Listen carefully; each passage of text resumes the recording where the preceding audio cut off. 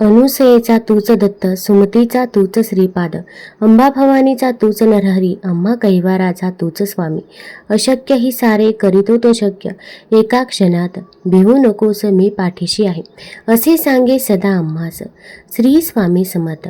स्वामी महाराजांच्या कृपेने तुमच्या सर्व इच्छा मनोकामना पूर्ण हो. तर आज आहे स्वामी महाराजांची पुण्यतिथी. तर मी तुम्हाला स्वामी महाराजांच्या पुण्यतिथीची खरी हकीकत, खरी कथा सांगणार आहे की ज्यामुळे आपल्या घरातील दुःख, दारिद्र्य, गरिबी दूर होते. त्याचसोबत आपल्याला स्वामी महाराजांचा आशीर्वाद देखील प्राप्त होत असतो. त्यामुळे व्हिडिओ स्किप न करता शेवटपर्यंत जरूर बघा. चॅनलमध्ये नवीन असाल तर चॅनल लाईक करा आणि सबस्क्राईब देखील करा. तसेच कमेंटमध्ये श्री स्वामी समर्थ किंवा श्री गुरुदेव दत्त लिहायला विसरू नका, जेणेकरून आपल्याला देखील स्वामी महाराजांचा, दत्त महाराजांचा आशीर्वाद नक्कीच प्राप्त होईल. तसेच शेजारी नोटिफिकेशन बेल देखील प्रेस करा, जेणेकरून जेव्हा पण व्हिडिओ बनवेल तर तो व्हिडिओ तुम्हाला सर्वात अगोदर दिसेल.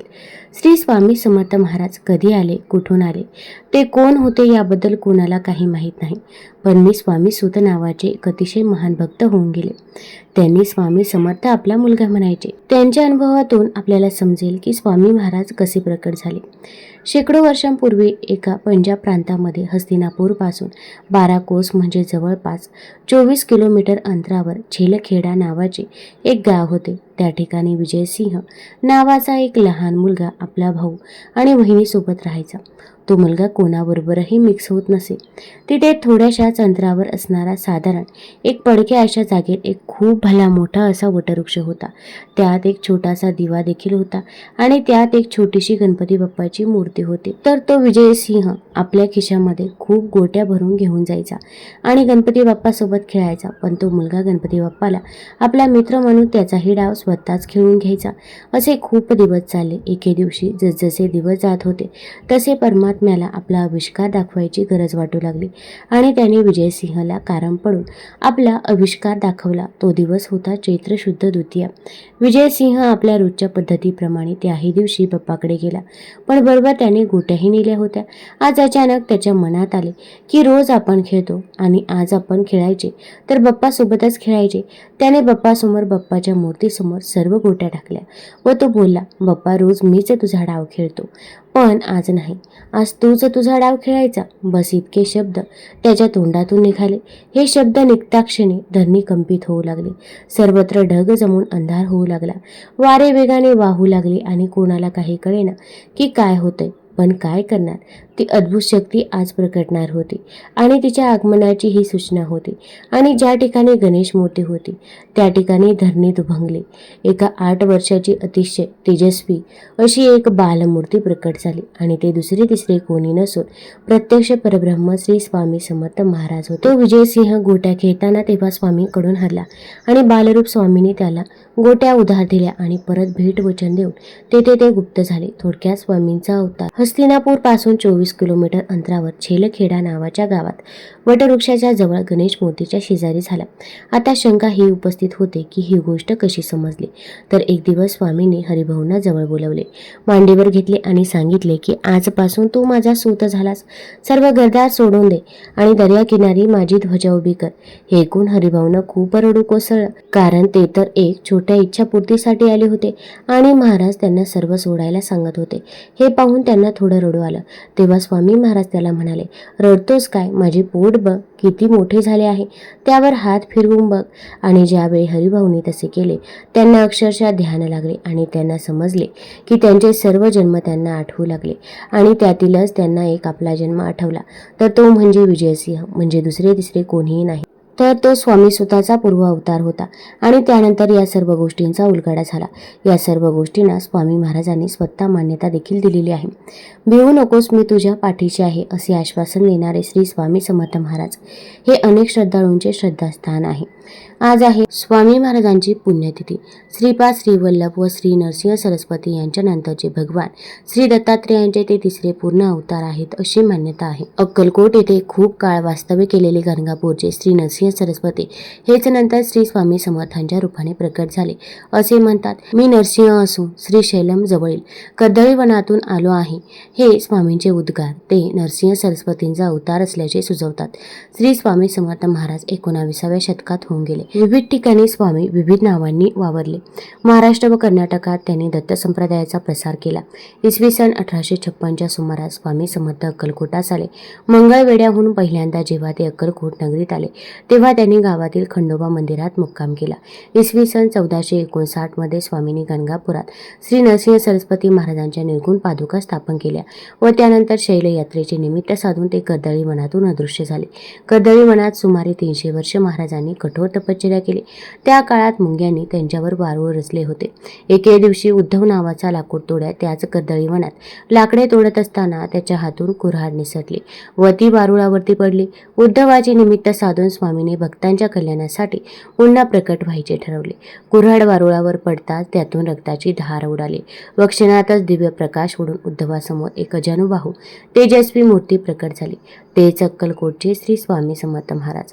आपल्या हातून या पुरुषाला जखम झाले या विचाराने उद्धवाला दुःख झाले व भय देखील वाटू लागले. पण भक्तांकडे मायेने पाहणाऱ्या महाराजांनी उद्धवाला अभय व आशीर्वाद देऊन गंगातरी प्रयाण केले. गंगा तीरावर भ्रमण करता करता ते कलकत्त्यास गेले व तेथे त्यांनी महाकाली मातेचे दर्शन घेतले. नंतर काशी प्रयाग असे भ्रमण करत ते उत्तरेकडून दक्षिणेस आले. श्री क्षेत्र त्र्यंबकेश्वर येथे त्यांनी शेगावचे श्री गजानन महाराज व शिर्डीचे श्री साई महाराज यांना दीक्षा दिली. यानंतर पंढरपूर, मंगळवेढा, मोहोळ असे भ्रमण करत सोलापूर व अक्कलकोट असा सर्वज्ञात प्रवास करण्याआधी महाराजांनी भारत भ्रमण केले होते. त्यांच्या या भ्रमणात त्यांनी अनेकांना दृष्टांत देखील दिले आहे.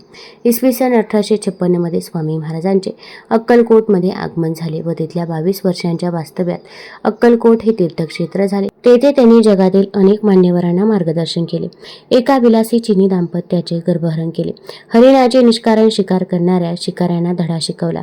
त्यानंतर श्री स्वामी समर्थ जगन्नाथपुरीस आले. तेथे बडोद्याचे आळवणे बुवा नावाचे सत्पुरुष दर्शनासाठी म्हणून आपल्या 3 शिष्यांसह आले होते. ते सर्वजण आजारी पडून विकलांग झाले होते. कोणाला मदत मागावी एवढी शक्ती त्यांच्यात उरली नव्हती. त्यांची अवस्था अगदी मरणप्राय झाली. तितक्यात स्वामी महाराजांची स्वारी तेथे आली. त्यांनी आपल्या कृपा कटाक्षाने त्यांचा आजार पळवला व नंतर त्यांना पोटभर जेवण देखील दिले. स्वामींमुळे त्यांच्या जीवनात प्राप्त झालेल्या आळवणी बुवांनी त्यांना आपण कोण आहोत, कुठून आला आहात असा प्रश्न विचारला असता स्वामी महाराज म्हणाले, माझा संचार सर्व विश्वात आहे, पण सह्याद्री पर्वत, गिरनार पर्वत, काशी क्षेत्र, मातापूर, करवीर, पंचाळेश्वर, कुरवपूर, औदुंबर तसेच कनजनगर, नरसिंहवाडी, गणगापूर ही आमची विशेष प्रीतीची स्थाने आहेत. हे ऐकून लोकांना अचंबा वाटला. आळवणी बुवांनी तर महाराजांनी दिलेल्या उत्तरावरून ते खुद्द नरसिंह सरस्वती आहेत असा निष्कर्ष काढला. स्वामी समर्थ महाराज तेथे याच नावाने प्रसिद्ध झाले. आळवणी बुवांनी घडलेला सारा वृत्तांत बडोद्याला जाऊन लोकांना सांगितला. पुढे आळवणी बुवांना स्वामी समर्थ भक्त म्हणून ख्याती देखील मिळाली. नारायण सरोवरात स्नान करण्याचा महिमा मोठा होता. तिथे स्नान करण्यास भाविकांची नेहमी गर्दी असे. तिथले महंत भरपूर पैसे घेतल्याशिवाय कोणालाही स्नान करून देत नसत. त्यांनी पैसे वसूल करण्यासाठी 4 गुंडही पोसून ठेवले होते. स्वामी समर्थ तिथे स्नानाला आले तेव्हा त्या गुंडांनी त्यांना अडवले व पैसे मागितले. स्वामी समर्थांजवळ कोठून पैसे असणार? ते काही न बोलता स्नानासाठी तलावाकडे निघाले. ते पाहून गुंडांचे पित्तच खवळले. ते त्यांना मारायला धावले. तेवढ्या स्वामींनी त्यांच्यावरून उडी मारत तलावातील पाण्यावर आपली बैठक मांडली. ती किमया पाहून गुंड व त्यांना पोहोचणारा महंत तळ्यावर आला. ते स्वामी समर्थांना शरण गेले. अशा प्रकारे स्वामींनी लोकांना भक्ती मार्गास लावले. तीर्थक्षेत्राच्या ठिकाणी राहून अधर्म करणाऱ्या मुजोरांना वठणीवर आणले. धर्माचे सत्य स्वरूप लोकांना समजावून सांगितले. श्री स्वामी समर्थ महाराजांनी रविवार दिनांक 30 एप्रिल अक्कलकोट येथे वटवृक्ष समाधी मठस्थानी मध्यान्हकाली आपल्या अवतार कार्याची समाप्ती केली. नंतर श्री स्वामी समर्थ यांचे परमशिष्य चोळप्पा यांच्या निवासस्थानाजवळ स्वामींना समाधीस्थ करण्यात आले. असे म्हणतात की स्वामी महाराज पुन्हा कर्दळी वनात लुप्त झाले, तरी देखील आजही ते समस्त भक्तांच्या पाठीशी सदैव उभे आहेत. म्हणूनच त्या स्वामींबद्दल म्हणतात, सबसे बडा गुरु, गुरु से बडा गुरु का ध्यास और उससे भी बडे श्री स्वामी समर्थ महाराज. स्वामींना भजन कीर्तनाची व तांबड्या फुलांची त्यांना अतिशय आवड असे. पुरणपोळी, बेसनाचे लाडू, भजी तसेच कळबोळी वगैरे पदार्थ त्यांना अत्यंत आवडत असे. कुत्री व गायींवर त्यांचे फार प्रेम असे. वृक्षाचे एक पानही तोडलेले त्यांना आवडत नसे. श्री स्वामी समर्थ महाराज येणाऱ्या भक्तांचे काम मनात असल्यास पडदेशी करत असे, नाहीतर कसोटीचे प्रसंग निर्माण करूनही विलंबही लावत. श्री महाराजांचे बोलणे ठाशी व करारी असे. परमेश्वरांचे सामर्थ्य त्यांच्या वाणीत असे. त्यांना निद्रा अशी नव्हती. गाय गुरांच्या चाऱ्या पाण्यावर त्यांचे बारकाईने लक्ष असे. त्यांना पावसात हिंडण्याची आवड देखील होती. श्री स्वामी समर्थ महाराजांच्या तेजस्वी मूर्तीकडे पाहिल्यावर चित्तात अत्यंत आदर उत्पन्न होतो. श्री सोमनाथपासून जगन्नाथपर्यंत, तसेच श्री काशी विश्वेश्वरापासून श्री ज्ञानेश्वरापर्यंत अग्नी स्त्री पुरुषांना व अबालवृद्धांना त्या निमित्ताने श्री स्वामी समर्थांनी आपल्याकडे आकर्षित करून घेतले. त्यांच्यावर निरापवाद कृपेचा अमृत वर्षाव केला. सर्व जीव मात्राविषयी त्यांच्या कुसुम कोमल अंतःकरणात अमर्याद प्रेम बरसत असे. त्यामुळे अंतरी कोणताही हेतू ठेवून कोणी श्री स्वामींच्या दर्शनास गेल्यास तो अंतर्बाह्य बदलून जात असे. जनमानसातील अज्ञान दूर करण्याचे कार्य श्री स्वामी समर्थांनी केले आहे. एकदा युरोपियन छायाचित्रकाराने श्री स्वामी समर्थांचे छायाचित्र घेतले. ते जेव्हा श्री स्वामी भक्तांना दाखवले तेव्हा प्रत्येकाला त्या छायाचित्रात आपापले कुलदैव दिसू लागले. चराचर व्यापी परमेश्वरा विश्वरूप हे तेच नव्हे का परमेश्वर अवडंबराचा, डामडौलाचा आणि वृतस्तुतीचा भुकेलेला नसतो, तर त्याच्या खऱ्या भक्तीची भूक आणि अंतःकरणातून निर्माण झालेल्या प्रेमाची तहान लागलेलीच असते. या तहान भुकेतूनच तो कबीराची शेले विणतो, जनाईला दळू लागतो, अर्जुनाच्या रथाचे सारथ्य करतो, श्री एकनाथांच्या घरी कावडीने पाणी भरतो, पांडवांनी केलेल्या यज्ञात उष्टी खरकटी काढतो, सतीत्वाचे रक्षण करण्यासाठी सागराचे उल्लंघन करतो, धर्मरक्षणासाठी भवानी तलवारी बनतो. परमेश्वर भक्त भाव पाहतो. हाच परमेश्वर एकाच वेळी अक्कलकोटला व मुंबईला असतो. हाच परमेश्वर समुद्रात बुडणाऱ्या नाव्याला आधार देऊन वाचवतो. हाच परमेश्वर बंब गार्डन साहेबाचे विषारी किरडूचे विष तांदळाच्या धुणाने व आळूच्या रसाने उतरवतो. बसप्पाची भक्ती पाहून हाच परमेश्वर त्याला सर्पाचे सोने करून देतो. या परमेश्वराला पाहूनच वांज म्हशीला पाना फुटतो. हाच परमेश्वर रेड्याच्या मुखातून वेद वदवितो. तसेच पिंड चालवत एके दिवशी श्री स्वामी महाराजांनी एकाएकी अंगावरील कपडे काढून टाकले, डोक्यावरची टोपी फेकून दिली व पितांबर सोडून अंगाला गुंडाळलं. त्यांच्या नेत्रातून खळखळा अश्रू वाहू लागले. दिवसभर ते उदास होते. तोंडाने ते सारखे म्हणत होते, पंढरीच्या लोका किती मारू हका, तिथे माझा सखा पांडुरंग. पंढरीच्या लोका किती मारू हका, तिथे माझा सखा पांडुरंग. त्यांच्या अंतरसाक्षीत्वाचा प्रत्यय दुसऱ्या दिवशी आला, ज्या दिवशी श्री स्वामी समर्थ विमनस्क होते. त्याच दिवशी कोणी यवनाने श्री पांडुरंगाच्या पायावर दगड मारला होता. श्री पांडुरंगास दुखापत होता. श्री स्वामी समर्थांच्या नेत्रातून चंद्रभागा वाहू लागली. श्री महाराजांनी यांचे सनिध आलेल्याने नवचैतन्यमय जीवन प्राप्त करून दिले. मुंबईस हरिभाऊ उर्फ स्वामी सूत हे म्युन्सिपाल्टीत नोकरीस होते. एका व्यवहारात झालेल्या नफ्याबद्दल श्री स्वामी महाराजांचे दर्शनास गेले. त्यावेळी श्री स्वामींनी हरिभाऊंवर कृपादृष्टी टाकली व त्यांना पादुका करून आणण्यास सांगितले. मुंबईस परत आल्यावर त्यांचे दोन स्नेही आपापल्या उद्योगात मग्न झाले, परंतु हरिभाऊंनी मात्र श्री स्वामी समर्थांशिवाय काही सुचेना. संसारातील त्यांचे चित्त उडाले. त्यांनी चांदीच्या पादुका तयार केल्या. अक्कलकोटला स्वामी दर्शनास आले. स्वामींनी त्या पादुका सतत 14 दिवस आपल्या पायात ठेवल्या व आपले आत्मलिंग म्हणून हरिभाऊंना दिल्या. श्री स्वामी समर्थांनी हरिभाऊंना आज्ञा केली, तू माझा सूत आहेस. धंदा रोजगार सोडून मंदर किनाऱ्यावर जाऊन मोठा किल्ला बांधून ध्वजा उभी कर. श्री स्वामी महाराजांच्या प्रसादित पादुका मस्तके धारण करताच हरिभाऊला आत्मज्ञान प्राप्त झाले. मुंबईस परतताच त्यांनी श्री आज्ञेप्रमाणे आपला सर्व संसार लुटून टाकला. सर्व सोने ब्राह्मणास वाटून दिले.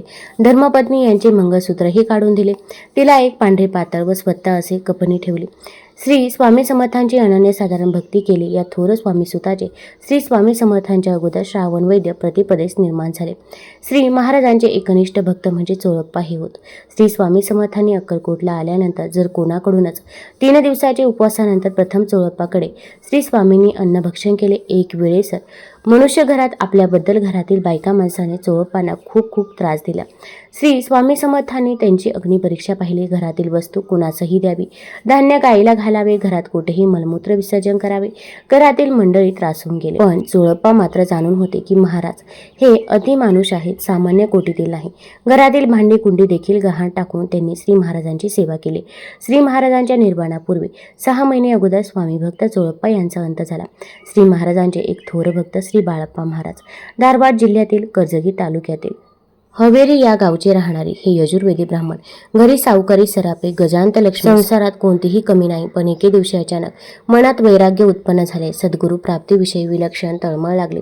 वय अवघे 30 वर्षांचे बाळप्पा गंगापुरास आले. त्या ठिकाणी दृष्टांत झाला की अक्कलकोटात जाऊन श्री स्वामी समर्थांची सेवा करावी. त्यानंतर बाळप्पा अक्कलकोटातच आले. त्यांनी पाहता 7 जन्माची ओळख असल्याप्रमाणे श्री स्वामी समर्थांना आनंद व्यक्त केला. बाळप्पाने श्री स्वामी समर्थांची अनन्य सेवा केली. श्री महाराजांच्या अंतरी स्वामीच्या खुणा ते बिनचूक सांगत असत. साधका अवस्थेत त्यांच्या दैवी सामर्थ्यांच्या प्रचिती येई. श्री स्वामी समर्थांच्या निर्वाणानंतर ते 32 वर्ष हयात होते. शके 1800 बहुधान्य नाम संवत्सरे चैत्रवैद्य त्रयोदशीला मंगळवारी दुपारी 4 वाजता श्रीपाद श्रीवल्लभ श्री नरसिंह सरस्वती दत्तावतार श्री स्वामी समर्थ यांनी आपल्या पार्थिव देहाचा त्याग केला. त्या समयी श्री स्वामी मुखातून खसखशी एवढे 3 पांढरे दाणे बाहेर पडले होते. श्री स्वामी समर्थांना समाधीस्थ होऊन 140 वर्ष उलटून गेले आहे. या काळात अक्कलकोट, मुंबई, पुणे, सुरत, बडोदा, जालना, विजापूर, वसई, ठाणे, चिपळूण, गोवा, फलटण अशा अनेक ठिकाणी मठ स्थापन झाले आहेत. पार्थिव देहाने स्वामी आपल्यातून गेले असले हम गया नाही जिंदा आहे हे त्यांचे वचन भक्तजनांना आधार देते. ज्या ज्यावेळी आपण त्यांचे स्मरण करू तेव्हा स्वामी महाराज नक्कीच आपले सर्व प्रश्न सोडवत असतात. तुम्हाला जर ही माहिती, ही कथा आवडली असेल तर चॅनलला लाईक करा, सबस्क्राईब करा आणि आपल्या मित्रपरिवारासोबत जरूर शेअर करा. धन्यवाद.